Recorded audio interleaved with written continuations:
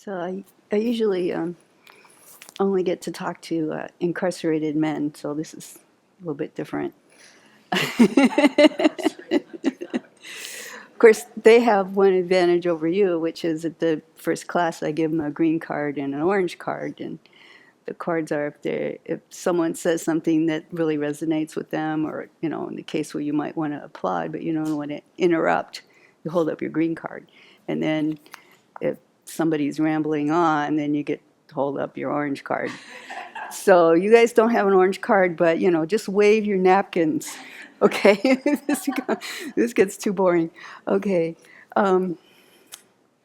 Yet, if I must go into the intermediate stage by the force of my destructive karma, may all the Buddhas and Bodhisattvas rescue me with the power of the Dharma and inspire me with the pure view that sees all beings as utterly pure, hears all sounds as Dharma teaching, and sees all places as a pure land. So I'm really grateful to Lama Yeshe to give a plan B to the sadhana. So I was thinking, okay, how do I see all beings as pure, hear all sounds as Dharma teachings, and therefore see all places as pure lands? And so I was thinking, everything that everyone says to me is either please or thank you. It's about them and it's please or thank you. And it doesn't matter if they're telling me what's wrong with me, or they're telling me how I should do it, or it's just their job, it's not their fault, or what I deserve, what they deserve, or even if it comes off as like a coercion, like, it's really please. It's like, please contribute, please connect, please be honest, please see me. And in the same way with thank you, it's like no matter what they're praising me or they're saying that wonderful phrase, thank you for all you do, it's really a celebration of contribution or connection or honesty or presence. And it's really not about my wonderfulness, it's about their joy at having experienced something that pleases them. So when I think about that, I think, wow, that is really how to hear everything as a Dharma teaching. Because when we're asking for contribution, and we're asking for connection, and we're asking for honesty, and we're asking for presence, what we're really asking for is, I want to be happy, and I don't want to suffer. And so if I can hear that, then I'm hearing a Dharma teaching, because if I'm connected to that stream, then I'm on my way to a bodhisattva mind. I'm on my way to bodhicitta, because that's what I want to do. I want to bring happiness. I don't want to bring suffering. And if I really want, as they say here, anyone who sees, hears, touches, remembers me is released from her suffering at that moment, then certainly I don't want to put more suffering into their pot, right? I don't want to be like being the grouchy one that they're going like, God, what's wrong with Tanya today? Just stay out of her way. So, so that's how I hear that, is this Dharma teaching, hearing the please. And of course, most of the time, I don't get the message. Most of the time, I'm so absorbed into that content. What are they saying? What are they saying? Not what are they meaning? And and isn't that it for us desire realm people? I mean, it's like, it's content. It's content. What I'm seeing, what I'm hearing, what I'm smelling, what I'm tasting. Is it good? Is it bad? Do I want it? Do I don't want it? Never the process. We're so absorbed, we're so gullible to our experience that we never even ask for even a minute, like, is this really what's going on? Or is it just, whatever I'm making up at the moment, given what the inputs are? So so let's think about this for a second. So one of the great things about being here on retreat, of course, is that we make a choice to be silent as much as possible. And so when we're doing that, what happens is that most of the time, what we hear or what we see written on the little notes tucked under our napkins is, what they want us to do, what they don't want us to do, or how they want us to do it differently, right? So, think about this. Think about sometime maybe during this retreat, or maybe this didn't happen to your retreat, which is, Mazel Tov. When you heard or read something and you really took it in as this kind of power over expression from the other person, and what did you do with that expression? What did you do with that, what you heard? Did you feel like your center cord kind of tighten up and you kind of looked down and you did whatever they wanted, thought about how you were going to make them pay for it, and they got out of there as fast as possible? Did you give in? Or did you resist? Did you have some kind of grown-up version of, you're not the boss of me? Or maybe you were like, maybe you got the message. Maybe your decoding was working, right? And you kind of went, and you looked in and you said, wow, my dance card is so full right now. And so you came back with your own pleas, I really am working on a couple of things that I really value right now. And can I do this later, or can you ask someone else? You had your own pleas. Or maybe, just maybe, your coast was clear, your decoding was working, and you just did it, whatever it was. When you did it with joy, you did it with the joy of a small child feeding duck. I love that. I love that image from Marshall Rosenberg, small child feeding a duck. Isn't that great? So so I'm saying what you heard, because what we hear is it, right? We're almost never curious about what the other person actually said. Maybe if they said something we weren't expecting, or we didn't quite get the message, then we're curious. But most of the time, we're really not curious about what people are saying, and so what? I was quoting Marshall Rosenberg. Oh, you heard feed the duck. Well, see, look at all these people over here. They're waiting for me to stop talking so they can have their lunch. Oh, so feed the duck lunch. Okay, all right, here. What was I saying? Oh, yeah. So the 4 ways we take in what people are saying to us, we resist, we give in, we sense what's going on for us and meet our need, or we sense what's going on with the other person. And really, any of those different ways we respond, that's our choice. That is really our choice. No, really, because there's not a single thing in the universe that can make you do anything. Not the government, not your mom, not the Buddha. If the Buddha can make you do something, we would have already done it by now. He would have made you a Buddha, right? So if the Buddha can't make you into a Buddha, nobody can make you do anything. So you always have a choice of what you're going to do. Always. No matter what. Maybe you don't like the choices. Maybe some of those choices can lead to death, incarceration, something terrible happens. None of the choices are what you want, but they're still your choices. You get to pick.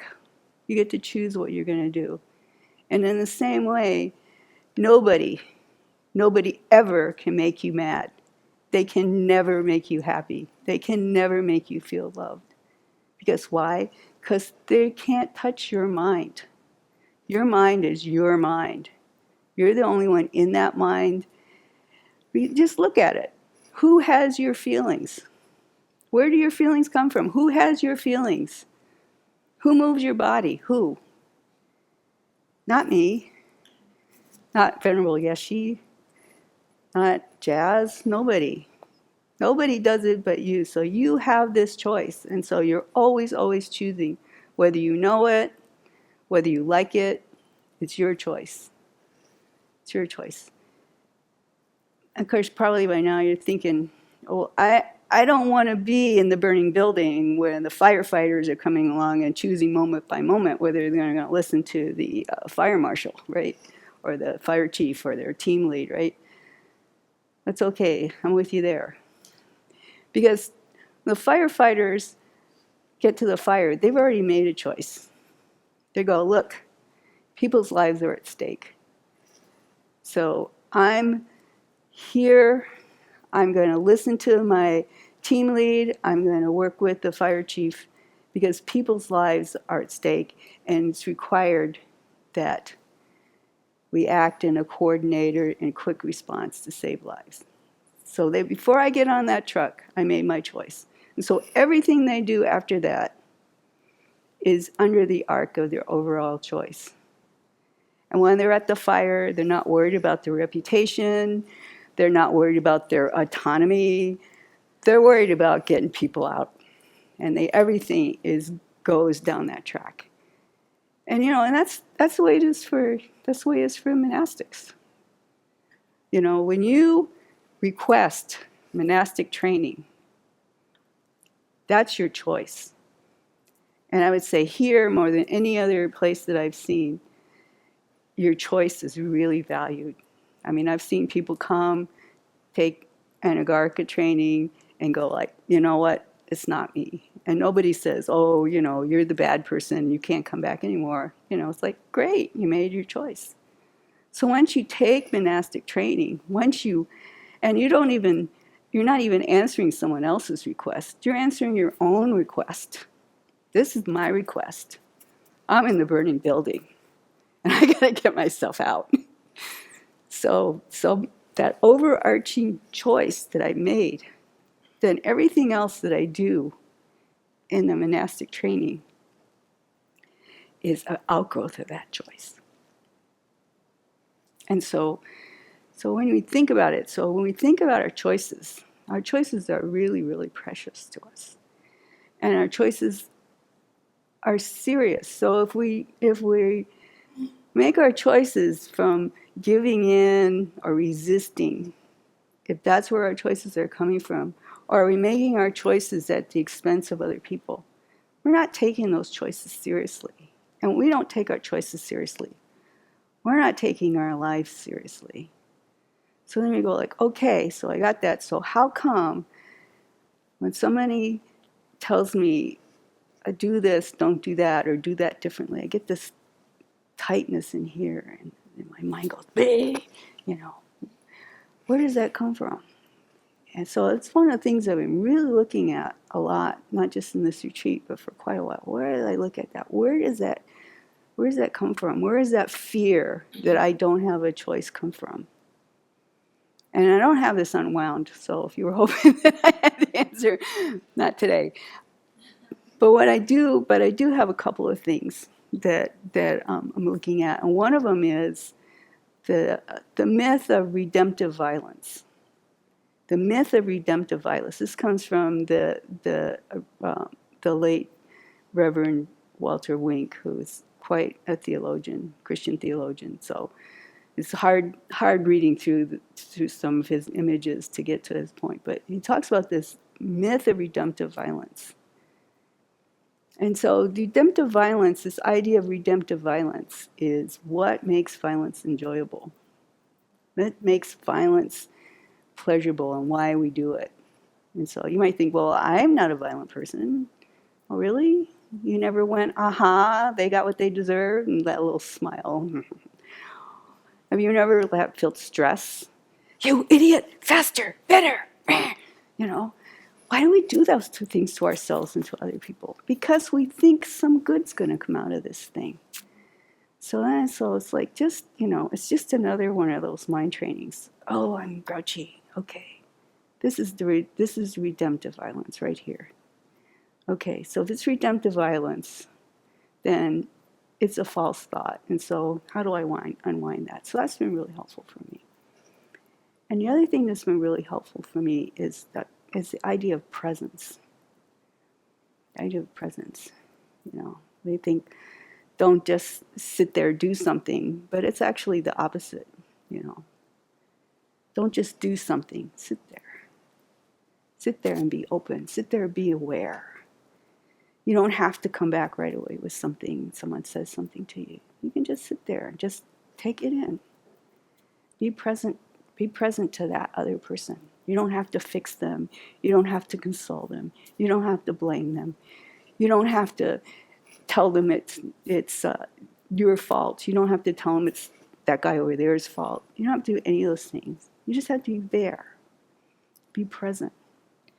And, I've had a few experiences where I've seen for myself and for someone else that having someone totally present who's emptied of their mind, of their own blah, blah, blah, blah, blah, really just emptied it and sat there and was there and just watched the other person or myself just go through this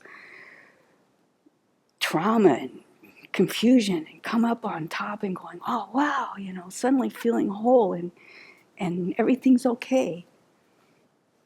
So yeah, presence. And so one of the things that I really feel is that what the Buddhas are giving to us is they're not fixing us. They're not telling us it's going to be okay. They're not saying, oh, it's somebody else's fault. They're not blaming us. They're being present. They're being present for us. And it's that presence that leads us to awakening.